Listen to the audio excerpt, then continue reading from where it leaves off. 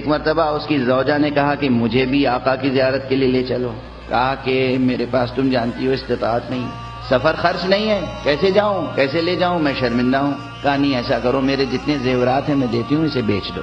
اگر یہ زیورات بیچ کر جو کچھ پیسہ آتا ہے اس سے زیادہ سفر مہیا ہو جائے تو مجھے آقا کی زیارت پر لے چلو. وہ مومن مجبور ہوا, اس نے اپنی بیوی کے تمام زیورات, زیادہ سفر فراہم ہو گیا کہ وہ بیوی کو لے کر مدینے روانہ ہوا. سند اس روایت کی سند اس پائے کی ہے جس پائے پر کوئی فقیہ مجتہد مرجع تقلید حلال و حرام کا فتویٰ دیتا ہے. امام علیہ السلام مدینے میں ہیں. وہ شخص اپنی زوجہ کو لے کے چلا, مدینے سے تھوڑے فاصلے پر وہ شدید بیمار ہو گئی, جیسے احتضار کی کیفیت ہو, نزع کا عالم ہو, مایوس ہو گیا.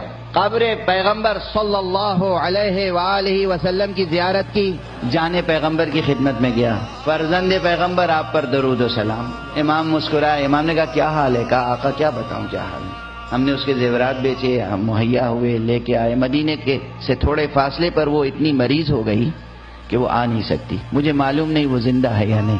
امام مسکرائے. کہا جاؤ, وہ صحت مند ہے, اس کے پاس فلاں نامی عورت موجود ہے جو اسے غذا کھلا رہی ہے اور یہ غذا کھلا رہی ہے, جاؤ اسے لے کر آؤ ہماری زیارت کے لیے. یہ شخص وہاں سے چلا آیا. جملہ سنیے گا روایت کا, یاد رکھیے گا کہ آپ کو کیسے امام اللہ نے عطا کیے ہیں.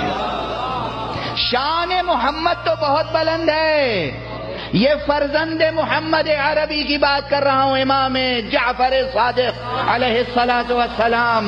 اس نے دیکھا اس کی زوجہ اسی حیت میں ہے جو امام نے کہا تھا. وہ ایک عورت بیٹھی ہوئی ہے جو اسے غذا کھلا رہی ہے. اس نے پوچھا کیا کیفیت تھی, کیا ہوا, یہ تغیر, یہ تبدل, یہ صحت, یہ چہرے پہ نور و بشاشت. کہا تمہیں معلوم نہیں, ملک الموت آ گئے تھے. ایک شخص آئے وہاں پر جو اس طرح کا عمامہ پہنے تھے, ایسا لباس پہنے تھے. وہ بتاتی جا رہی تھی اور اس کے سامنے امام کا چہرہ آتا جا رہا تھا. کہا انہوں نے ملک الموت سے کہا کیا تم کو اللہ نے ہماری اطاعت کا حکم نہیں دیا ہے؟ اس نے کہا فرزند رسول آپ حجت حق ہیں, ہمیں اطاعت کا حکم دیا گیا ہے. کہا ہم نے 20 سال عمر اس کو عطا کی, واپس جاؤ. اس کے بعد اس زوجہ کو لے کے گیا وہ شخص مدینے.